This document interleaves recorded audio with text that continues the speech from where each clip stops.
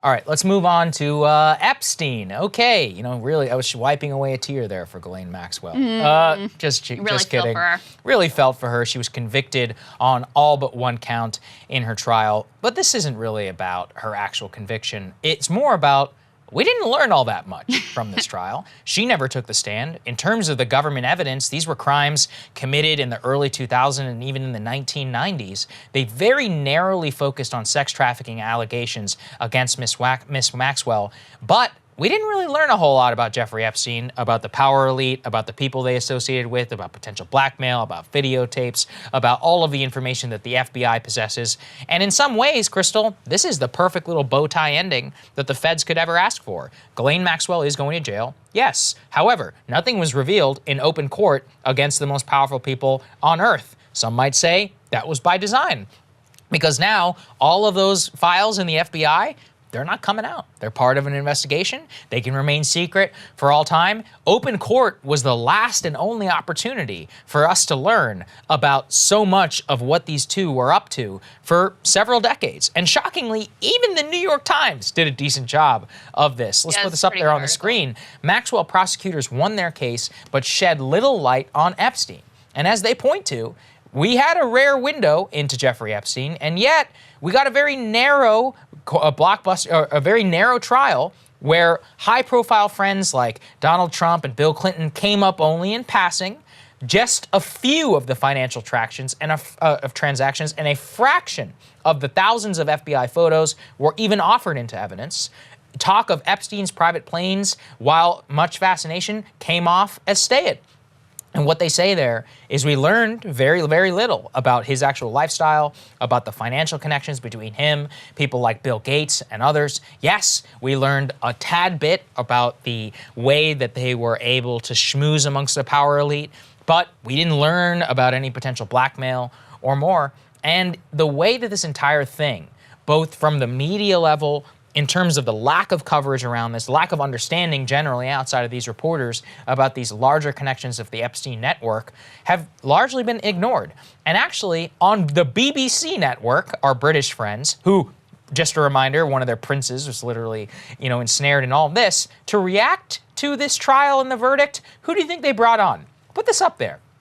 The BBC had to apologize after they had Alan Dershowitz, one of Epstein's own lawyers, on their program to react. They said, oh, well, his appearance did not meet our editorial standards. We did not make the relevant background clear to our audience. We will look into how this happened. Dershowitz not only served as a lawyer to Epstein, he has been accused by Virginia Giuffre, one of the most credible Epstein survivors, as himself being a recipient of, I don't know how to say this, participating in sexual assault, basically. She claims, he denies this. Yeah, he denies it, to be clear. She claims that he raped her when she was 16. Right. That's who they chose to have on to evaluate the Maxwell trial. Right. And he took the opportunity to spin it in his favor. That's right. Because of the prosecutors, what they call this thin to win strategy of only presenting the very narrowest evidence and not bringing a lot of the other accusers in, Virginia Giuffre did not take the stand. She was not called as a witness. So Dershowitz took advantage of his time on the BBC to smear her and say the reason she wasn't called is because she's not credible, and to make the case that, this really exonerates him and Prince Andrew. So that's what he used his airtime to do without them even disclosing. I mean, you shouldn't have this guy on anyway unless you're going to grill him about the sweetheart deal that he helped to get for Epstein. But at the very least, if you're going to have him on, you need to disclose his very personal entanglements with this case. They didn't do that.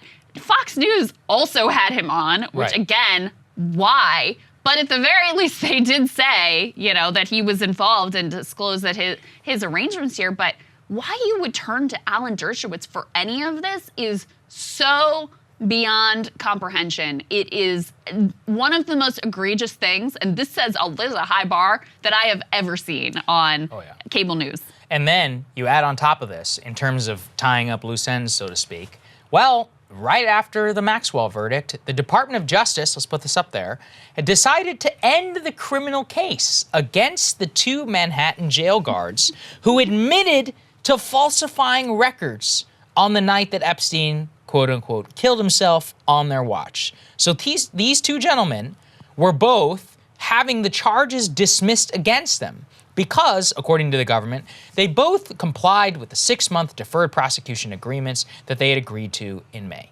And just remember, these 2 gents, the prison guards, have admitted to falsifying records, and according to them, were falling asleep and surfing the internet that night rather than checking on Epstein every 30 minutes. They're caught on video, at least according to the Department of Justice, of doing all of this. The records of the night that they were there and all of that have been falsified. They've admitted to falsifying them.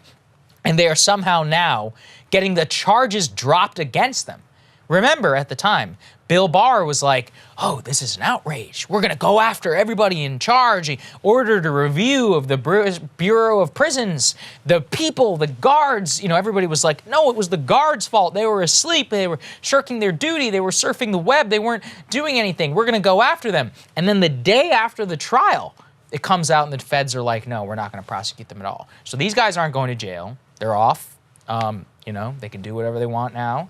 And the actual trial itself did not reveal a lot about Epstein. This is it. I mean, this was the last chance, Krystal. Yeah. We had 2 chances in court. It was the Maxwell trial, and it was these guards, in order to at least learn about the quote-unquote suicide and the circumstances around that, and now it's just disappeared. So, you know, 2 years later, they've done a very good job of covering up all their tracks. I don't know another way in order to describe it. It really is remarkable that, I mean, look, journalists are probably not really going to pursue this. Oh, no. Very uncomfortable. Yeah, I'd love to interview these gentlemen. By the way, they have an open invitation to the show. The court discovery process was one of the only mechanisms that we really had to learn more. And listen, I'm very glad to see Ghislaine Maxwell go away, possibly for the rest of her life. Yeah, but we'll see in terms of sentencing. How many people were complicit? How many people were directly guilty? This is, I mean, we'll never know. That's basically what this looks like now. We will never know. A lot of signs of relief out there around the world among the global elite who had any sort of involvement with Epstein. And to take it back to this thin-to-win strategy of the prosecutors against Maxwell, which they're hailing as a success because they did secure, guilty verdict. Right. This is not the way that the strategy always works. So with Harvey Weinstein, they point out in this New York Times article, for example, they brought a lot of accusers in, even ones who weren't directly implicated in the charges that were levied against him, to paint a portrait and a context of this is a repeated predator. This is someone who has been engaged in a pattern of repeated predatory behavior. Here, because they had this very, very narrow strategy and focus, we really learned very little, and we are likely to learn very little, period. End of story. Right. Hey guys, thanks so much for watching. That's right. Just as a reminder, you can become a premium subscriber today. Watch the full show completely uncut, our reactions to each other's monologues. You get to listen to it, you get to ask us questions, all that good stuff. Link is right there in the description or at breakingpoints.com. Best of all, great way to say screw you to the mainstream media.